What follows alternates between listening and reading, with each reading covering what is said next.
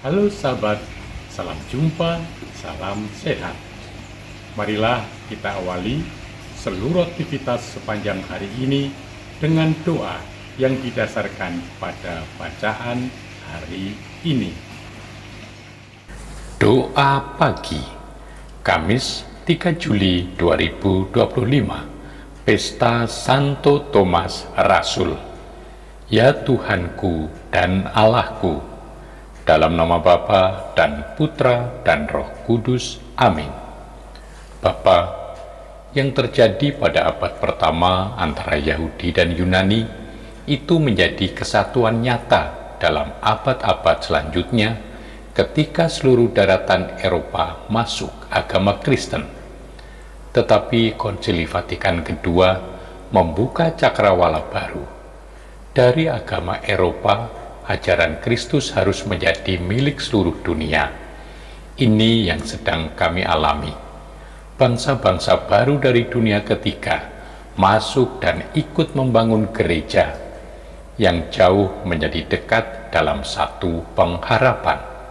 Tembok-tembok pemisah di bidang negara, politik, ekonomi, ilmu, budaya sedikit demi sedikit mulai dirobohkan sejauh gereja Eropa mau menghapuskan sistem pengkotak-kotakan yang lama melumpuhkan gerak gereja. Kami dari Gereja Muda tidak lagi orang asing yang pendatang, melainkan sama-sama warga keluargamu, bangunan para rasul dengan Kristus sebagai batu penjuru. Kini kami berharap dapat melaksanakan pembangunan bersama selanjutnya hingga di dalam Kristus tumbuh seluruh bangunan rapi tersusun menjadi bait Allah yang kudus. Bapa, hari ini kami gereja merayakan Pesta Santo Thomas Rasul. Injil menampilkan sosok Thomas. Kami acap kali menilai Thomas sebagai sosok peragu. Ia ragu ketika para murid memberitahukan kepadanya bahwa mereka telah melihat Tuhan setelah kebangkitannya.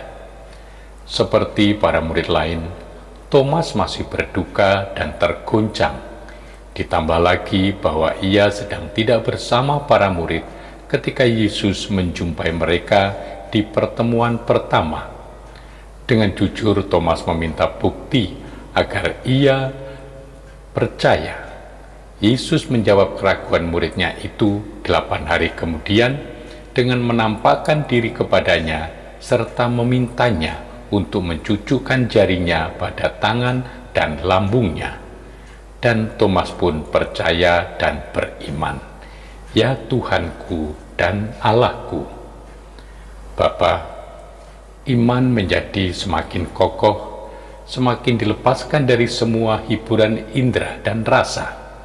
Yesus menjadi saksi semakin agung ketika ia disalib, ditelanjangi dari semua kesemarakan, melepaskan semua kuasa, lahir batin, menderita, masih ditinggalkan oleh Bapaknya, yang mendalami kehidupan Santa Teresa dari Lisieux, tidak lagi hanya tertarik oleh karena semangatnya sederhana, ramah, lembut, penuh cinta, tetapi bahwa ia mempertahankan sikap itu sampai akhir hidup. Meskipun 18 bulan menjelang kematiannya, ia mengalami kegelapan total dalam iman, tanpa lintasan terang, badan rusak menderita sakit paru-paru, dan di dalam jiwa dicobai dengan keraguan akan Engkau yang tetap disebut dan dicintainya sebagai Bapa. Besar kecil, setiap dari kami punya pengalaman kegelapan, kekeringan, dan kesunyian dalam iman. Di situ kami boleh ingat bahwa kami ikut serta dalam pengalaman Santo Santa, para kekasihmu, dengan Kristus sendiri sebagai teladan. Bahagia orang yang tidak melihat namun percaya. Bapa Maha Kuasa, Engkau menggembirakan kami dengan teladan kerasulan Santo Thomas yang kami peringati hari ini.